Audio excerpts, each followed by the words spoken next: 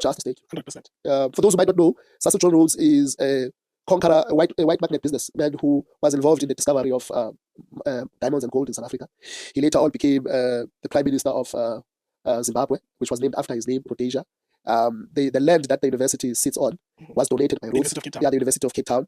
There are many books that are written on the man and his life, but Rhodes is a representation of the kind of contradictions that we have in South Africa. In other words, he represents at full the problems that we have in South Africa, which is the overly concentration of wealth in one hands of a minority, which has gotten its wealth through ill, unjust ways of exploiting, dehumanizing, conquering, and land grabs of the indigenous people who happen to be African and who happen to be black.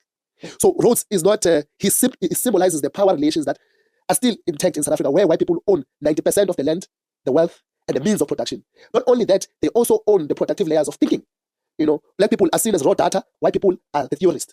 This is the same thing that happens in Africa and Europe, where Africa continues to send raw data to Europe, and Europe becomes a refiner. This is the relationship that we have, where we are constantly seen as perpetual children, and white people are seen as our parents. That we must get their advice or guidance. We must. So